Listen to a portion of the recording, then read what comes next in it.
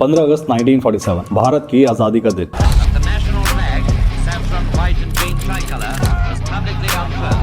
For the rest, was publicly unfurled. For the rest, was publicly unfurled. Was publicly unfurled. For the rest, was publicly. और क्या आप जानते हैं कि भारत की आज़ादी के ऐलान के ठीक एक दिन पहले यानी कि 14 अगस्त 1947 को भारत का ही एक प्रदेश अपनी आज़ादी का ऐलान कर देता है। जहां एक तरफ भारत अंग्रेजों से आजाद हो रहा था, वहीं दूसरी तरफ नागालैंड ने खुद को अंग्रेजों और भारत दोनों से आजाद घोषित कर दिया था।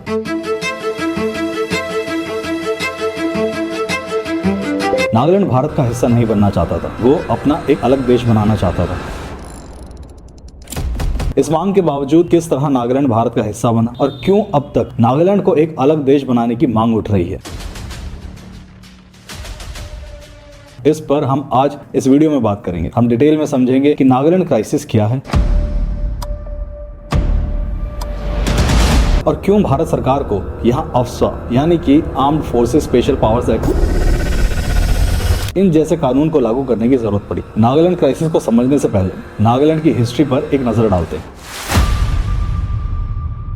ऐसा माना जाता है कि नागास का पहला इंटरेक्शन बाहर की दुनिया से तब हुआ जब 1228 में अहोम्स किंग्स का शासन असम में शुरू हुआ। उस वक्त नागालैंड असम का ही एक हिस्सा हुआ करता था। हालांकि तब भी नागास अपनी एक अलग दुनिया में मस्त रहते थे। अहोम्स किंग्स भी कभी पूरी तरह से इनके एरियाज को कंट्रोल नहीं कर पाए। नागास इसी तरह अपनी एक अलग दुनिया में रह रहे होते, लेकिन ऐसा हो नहीं पाया क्योंकि 1838 में ब्रिटिशर्स ने असम को जीत लिया और इस तरह नागालैंड भी उनके कंट्रोल में आ गया। लेकिन नागा ट्राइब्स को कंट्रोल कर पाना इतना आसान नहीं था। असम पर कब्जा करने के बाद भी नागाज अंग्रेजों के लिए मुसीबत बने हुए थे। नागाज में एक स्पेशल क्वालिटी थी, ये लोग किसी से डरते नहीं थे। इनफैक्ट नागाओं में अपने दुश्मन का सर काटने को बहादुरी का काम माना जाता था। नागा ट्राइब्स तीर भाले चलाने और गोरिल्ला वॉरफेयर टेक्निक्स यानी कि छापा मार युद्ध नीति में भी माहिर थे। अंग्रेजों और नागाओं के बीच कई बार लड़ाई हुई। अंग्रेज नागाज पर कंट्रोल करना चाहते थे और नागाज अपनी आजादी छोड़ने के लिए तैयार नहीं थे। अंग्रेज नागा ट्राइब से इतने परेशान हो गए कि इस मामले का हल निकालने के लिए उन्होंने एक पैक्ट करने का सोचा। 1845 इस साल नागाज और ब्रिटिशर्स के बीच नॉन एग्रेशन पैक्ट साइन किया गया, लेकिन इसके बाद भी नागाज ने ब्रिटिशर्स पर हमले बंद नहीं किए।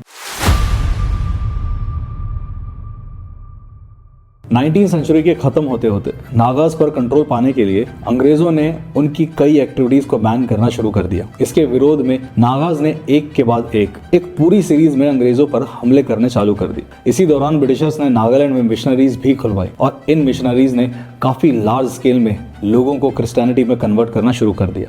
वहीं दूसरी तरफ रानी गाइदिन्ल्यू, जिन्हें जवाहरलाल नेहरू ने रानी की उपाधि दी थी, वो और उनके कुछ और लीडर्स मिशनरीज और उनके प्रचार का विरोध कर रहे थे। उनका मानना था कि लोगों को उनके धर्म से भटकाया जा रहा है। नागालैंड के लोग काफी हद तक कन्वर्ट भी हुए, जिसका असर हमें बाद में देखने को मिला। अगर आज के नागालैंड के बारे में बात की जाए तो यहाँ 88% पॉपुलेशन क्रिश्चियंस की है। इनफैक्ट नागालैंड दुनिया का इकलौता प्रोमिनेंट बैप्टिस्ट स्टेट है। बैप्टिस्ट स्टेट का मतलब एक ऐसा राज्य है जहाँ बैप्टिस्ट धर्म या ईसाई समुदाय का प्रभाव या बहुमत होता है। खैर, कहानी को आगे बढ़ाते हैं। फिर आता है 1920 का साल, जब नागा क्लब बनाया जाता है, जिसका मकसद था सारी बिखरी नागा जनजातियों को एक साथ लाना। जब हम नागा ट्राइब्स या नागास कहते हैं तो हम जनजातियों के एक समूह या फिर ग्रुप ऑफ ट्राइब्स की बात करते हैं। किसी भी एक कम्युनिटी को नागा ट्राइब्स नहीं कहा जाता। अनगामी, आओ, छाकेसांग, चैन, खामनियांगन, कोनियाक, लौथा, ये सब कुछ प्रोमिनेंट ट्राइबल ग्रुप्स हैं जो नागालैंड में रहते हैं। कहानी को आगे बढ़ाकर ले चलते हैं साल 1929 पर। इस साल भारत में साइमन कमीशन आती है।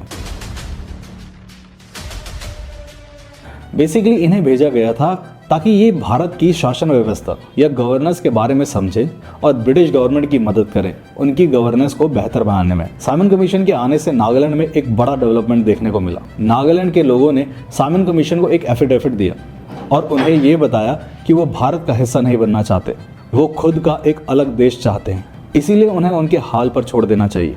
नागालैंड हमेशा से एक अलग देश बनना चाहता था, इसलिए इस मांग के साथ आगे बढ़ने के लिए नागालैंड के लोगों ने 1946 में एनएनसी यानी नागा नेशनल काउंसिल की शुरुआत की और 1920 में जो नागा क्लब बनाया था उसे भी इसी में शामिल कर लिया। इसके बाद जून 1947 में एक कोशिश और की गई नागालैंड को एक अलग देश बनाने की। असम के गवर्नर अकबर हैदरी ने एनएनसी के कुछ लीडर्स के साथ 9 पॉइंट्स वाले एक एग्रीमेंट पर साइन किया, लेकिन फीजो जैसे कई बड़े लीडर्स इस नेगोशिएशन या बातचीत बातचीत के एक क्लॉज से सहमत नहीं थे। वो क्लॉज जो ये कहता था कि असम का गवर्नर स्पेशल रिस्पॉन्सिबिलिटी के तहत भारत सरकार का एजेंट बनकर 10 साल तक नागालैंड में एक ऑब्जर्वर की तरह रहेगा। इस क्लॉज से भारत सरकार और नागालैंड दोनों को प्रॉब्लम थी। नागालैंड ने इस क्लॉज का मतलब ये माना कि उसकी आजादी को 10 सालों तक टाला जा रहा है। वहीं भारत सरकार का मानना था कि अगर 10 सालों में इस सिचुएशन को हैंडल नहीं किया गया तो 10 साल बाद फिर एक बड़ी प्रॉब्लम उनके सामने होगी, इसलिए ये एग्रीमेंट को कैंसिल कर दिया गया। लेकिन फिर आई 14 अगस्त 1947 की तारीख। जैसा कि मैंने आपको शुरुआत में बताया था, इस दिन अंगामी जाबू फिजो की लीडरशिप में नागालैंड को एक इंडिपेंडेंट नेशन यानी कि एक अलग देश घोषित कर दिया गया। लेकिन भारत सरकार नागालैंड को अब भी अपना हिस्सा मानती थी, इसीलिए भारत सरकार के द्वारा नागालैंड को एक अलग देश की मान्यता नहीं दी गई। अपनी बात को और बेहतर ढंग से रखने के लिए 1951 में नागालैंड में एक जनमत संग्रह यानी कि पब्लिक ओपिनियन पोल करवाया गया। इसमें यह दावा किया गया था कि 99.9% नागाज अपने लिए एक अलग इंडिपेंडेंट स्टेट चाहते हैं। वो भारत का हिस्सा बनकर नहीं रहना चाहते, इसीलिए उन्हें एक इंडिपेंडेंट स्टेट घोषित कर देना चाहिए। लेकिन इंडियन गवर्नमेंट ने इस ओपिनियन पोल को एक्सेप्ट नहीं किया। भारत पहले से ही प्रिंसली स्टेट्स को अपना हिस्सा बनाने के लिए बहुत मेहनत कर रहा था। ऐसे में अगर किसी भी स्टेट को इंडिपेंडेंट मान लिया जाता तो बहुत संभावनाएं थी कि बाकी प्रिंसली स्टेट्स में भी बगावत हो सकती थी। हैदराबाद, गोवा और जम्मू कश्मीर जैसे प्रदेशों की मुश्किलें से भारत पहले ही जूझ रहा था। 1951 वाले ओपिनियन पोल से जब कोई खास रिस्पांस नहीं मिला तो फिजो ने 22 मार्च 1952 को 2 नए ऑर्गेनाइजेशन बनाए। पहला नागा फेडरेशन आर्मी और दूसरा NFG Naga federation government. NFG Bharat सरकार से छुपकर नागालैंड में चलाई जा रही एक अंडरग्राउंड सरकार थी। वहीं NFA यानी नागा फेडरेशन आर्मी, इनमें लोगों को हथियारों के साथ ट्रेन किया जा रहा था और एलिजिडली पाकिस्तान और चाइना इन सोल्जर्स को कैश और हथियार पहुंचा रहे थे। अब चाइना और पाकिस्तान की इन्वॉल्वमेंट इतनी बढ़ गई थी इस पूरी सिचुएशन से डील करने के लिए और इस उग्रवाद या विद्रोह से निपटने के लिए भारत सरकार ने भारतीय सेना को नागालैंड में तैनात किया और उन्हें कुछ खास अधिकार देते हुए नागालैंड में 1958 में अफ्स्पा यानी कि armed forces special power act लागू करवा दिया गया।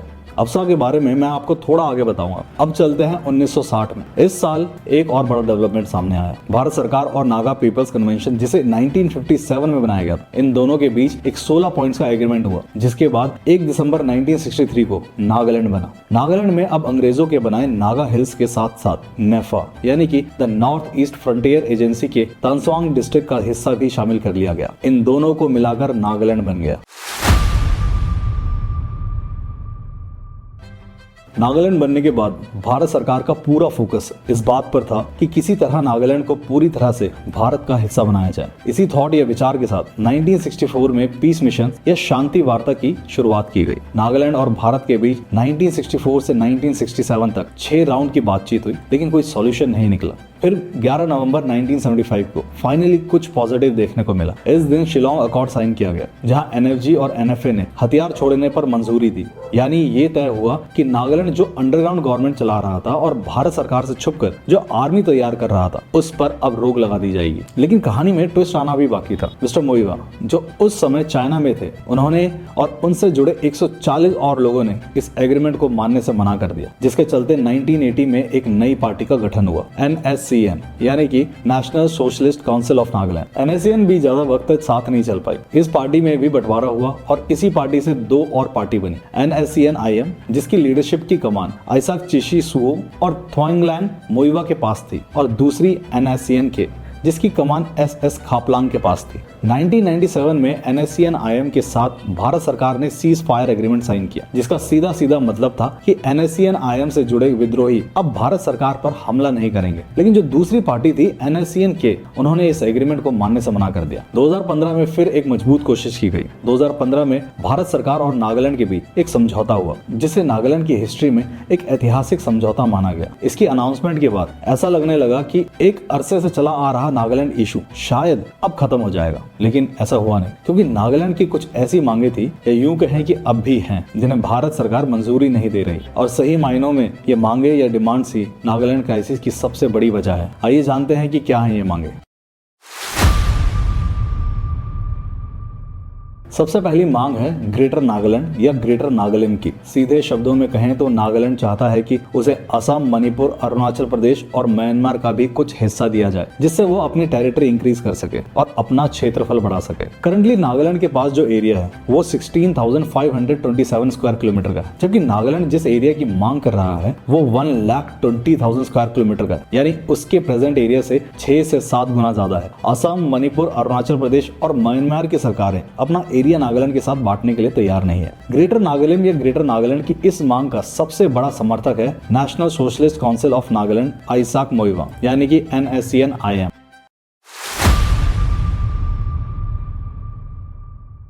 नागालैंड चाहता है कि उसका अपना एक संविधान हो और झंडा हो। इस मांग को पूरा करने का मतलब है कि भारत का संविधान नागालैंड में लागू नहीं हो पाएगा, जो एक तरह से नागालैंड को अलग राष्ट्र घोषित करने के समान है।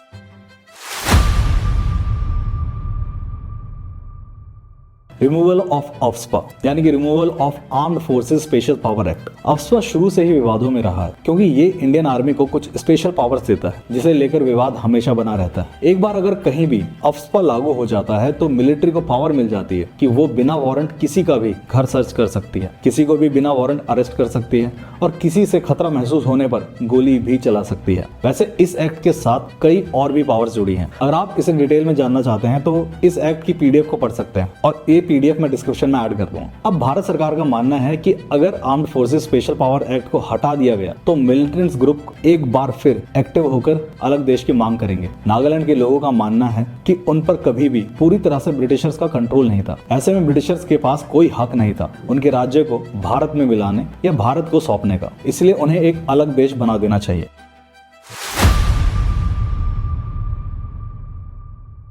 नागालैंड में एक लंबे वक्त से उग्रवाद का माहौल है, जिसके चलते वहां रहने वाले लोगों को तमाम दिक्कतों का सामना करना पड़ता है। 4 दिसंबर 2021 को कुछ ऐसा ही हादसा हुआ। आर्मी ऑफिसर्स ने मजदूरों के एक समूह को मिलिटेंट्स या उग्रवादी समझकर उन पर गोलियां चला दी। इस हादसे में 6 लोगों की जान चली गई। इस घटना के बाद आर्मी सोल्जर्स और वहां रहने वाले निवासियों के बीच झड़प हो गई, जिसमें 7 सिविलियंस और 1 आर्मी ऑफिसर्स को अपनी जान गंवानी पड़ी। होम मिनिस्टर अमित शाह ने खुद इस मामले पर ट्वीट किया और फिर एक SIT बनाकर जांच करने की बात भी कही गई। अप्रैल 2024 में भी नागालैंड के मार्केट्स कंप्लीट शटडाउन पर चले गए थे और इसका कारण था अंडरग्राउंड अथॉरिटीज का टैक्स के नाम पर उनसे पैसा वसूल करना, यानी सीधा एक्सटॉर्शन और मिलिटेंट एक्टिविटीज को रोकने के लिए 2015 से 2024 तक इंडियन आर्मी ने कई ऑपरेशंस किए। पर सवाल ये है कि क्या कभी इस प्रॉब्लम का कोई ठोस सॉल्यूशन हमें मिल पाएगा? एक ऐसा सॉल्यूशन जिसका इंतजार आप, मैं, नागालैंड के लोग, इनफैक्ट हम सब एक लंबे अरसे से कर रहे हैं। उम्मीद है आज की वीडियो से आपका ध्यान एक बार फिर नागालैंड के धूमिल पड़े बरसों पुराने मुद्दे पर आ गया होगा। आपकी क्या राय है इस पर कमेंट्स पे जरूर बताइएगा। वीडियो अच्छी लगी हो तो लाइक करके अपने दोस्तों के साथ शेयर करिएगा। अगर आप भारत के अलग अलग विषयों से जुड़ी घटनाएं सुनना चाहते हैं तो हमारे चैनल सुनो कहानियों को सब्सक्राइब कर सकते हैं। फिर मुलाकात होगी एक नई वीडियो के साथ। तब तक अपना और अपने लोगों का ध्यान रखें। धन्यवाद।